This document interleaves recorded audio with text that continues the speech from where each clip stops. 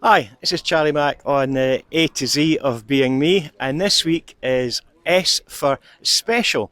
And we've picked a really special day to come to Thorpe Ness because here is a rally with the Christian Motorcycle Association, and I'm stood here with the chairman. Hello, nice to meet you. Hi, my name is Mike. I'm Mike Fitton, but I'm actually down from North Yorkshire.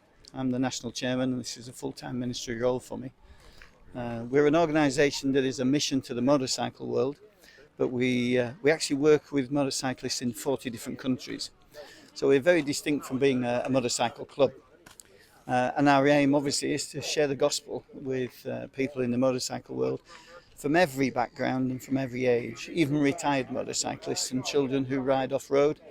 Because we particularly want to meet, well, we're called of God to reach a people group that would very rarely necessarily want to go through the doors of a church. Yeah. So how long have you been going for as a group? As an organisation worldwide, over 40 years. 40 years? Yeah. Wow. Yeah. And some of those countries that we're part of now is so exciting because many years ago we were praying for places like Albania that were closed doors because of to the gospel, and now CMA is one way in which we've been able to train up the national Christians in Albania to reach their motorcycle community. Just in the same way that we're praying now for North Korea. Yes. So closed down. It's a real need. Yeah, I totally agree with you. I mean, radio is going to North Korea. Yes. Yeah, we're going to be talking about that in another show, but it'd be fantastic if you could get up to North Korea as a group of bikes, wouldn't it? One thing we also do is we partner with two specific mission organisations. One that is Open Doors. Oh yeah, which Open works Doors. with the persecuted church, and also World Horizons, which is a prayer-based mission that works worldwide again. Yeah. But what we do with those particular missionary groups is provide their missionaries with motorcycles so that they can access their outlying areas. Yeah. I've been to places like Sudan, Nigeria, and we can see right out in the sticks where in the past some of these guys would take a week in some cases to walk somewhere. Well, we've just been working in Vietnam, and I'm sure that'll be a great need there. Well, listen, mate, it's great talking to you. Enjoy your special day. Thank you. All the very best, and the Lord bless you. Yeah, I'm so glad you were here. It's nice to meet you. It's nice to see you too. Thank you. God bless you. Bye-bye. Well, as the roar of the engines begins and the Christian Motorcycle Association make their way into their next venue, it was rather a special moment, that, wasn't it? Brothers from all over Essex, Norfolk, East Anglia, and they go about sharing the gospel on their bikes with others. They're even raising money to give motorbikes to Africa, and they mentioned going into North Vietnam. What a wonderful organisation. What a special thing to do. But there's more special things than that in Thorpe Ness, and I'm going to tell you about them right now. As you can see, we're in the hamlet of Thorpe Ness. Now, Thorpe Ness is a very special place. It was the brainchild of a Scotsman called Glencairn Stuart Ogilvie.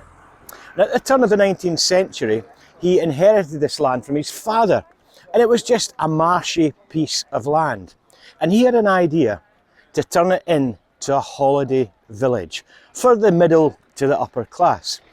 Billy Butlin was to do the same 20 years later, but for the masses, for the working class people of London and the areas round about.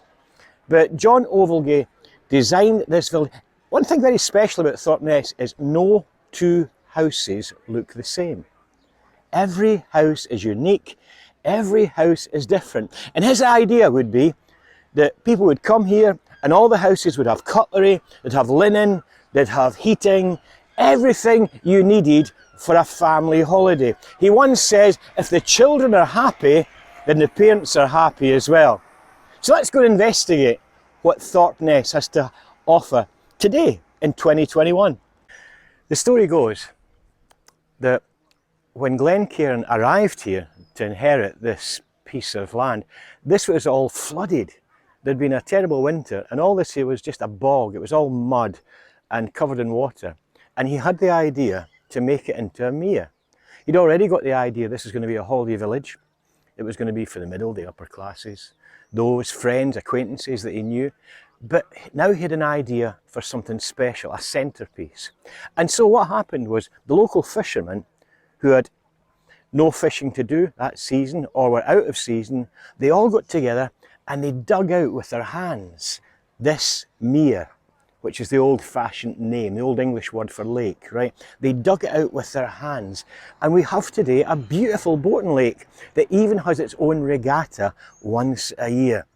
Now, the lake itself, as you can see, spans a whole 60 acres, and yet its deepest point is no more than 3 feet deep.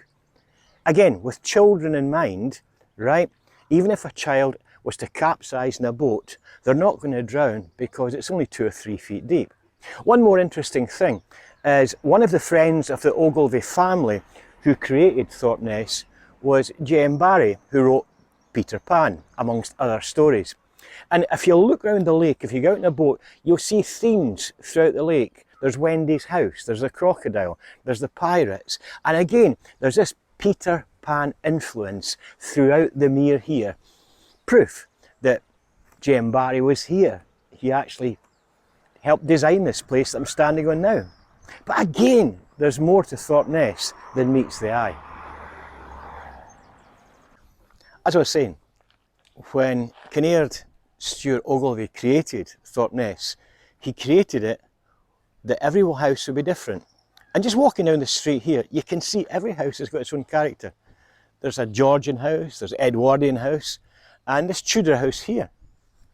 Everyone unique, and that's what makes it special, and that's what makes it magic. And that's what makes us special as well, because when we were created by God, we were all created different. God made us special in our own way. There is no need to copy someone else. There's no need to be the person next to you or try and be the person you see on TV. Be the person you see in the mirror. Enjoy being that person. Be the special person you're created to be. You might be fooled into thinking that you're in Amsterdam or the tulip fields of southern Holland, but again, we're in Thorpe Ness. The windmill behind me was a corn mill.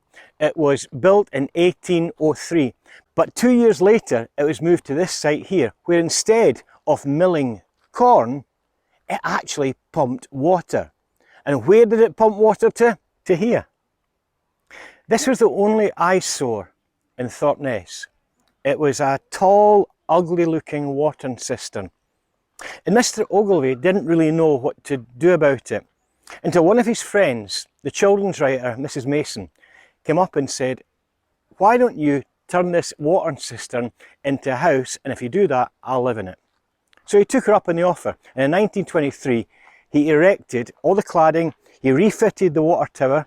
The water tower with 50,000 gallons of water remained the top part, and underneath became living quarters with 5 bedrooms. Mrs. Mason continued to live there, and eventually 3 sisters called the Humphrey sisters moved in her place. Now, there's a story that says during the war, the V-1 bombers were getting dropped all around East Anglia, and the Home Defence were using anti-aircraft guns to shoot them down, the German bombers. And one anti-aircraft missile from our own UK forces went right through this water tower. The 3 sisters were sound asleep. They didn't even know it had happened until somebody came and says, "Hey, there's been a shell went through your building." But today, it's called The House in the Clouds, and it's featured in one of the books by Mrs. Mason. And you can come and rent this place. Today there's a party going on there. I don't think we can get very close into it. There's a function going on. But it's up for rent. I don't know. Maybe you can come and rent it someday yourself. But again, one of the special touches about Thorpe Ness. I hope you've enjoyed your little mini tour of Thorpe Ness. I know I have. But if there's one thing I want to get across is that we are special. Ogilvy had a special dream. He had a special idea to create a special place. God had a special thought, and that was to create me and you. And we're created for His glory and to do His work here on earth. So remember, no matter what the world throws at you, no matter what people say to you, you're special. Okay? Pastor Charlie, A to Z, see you soon.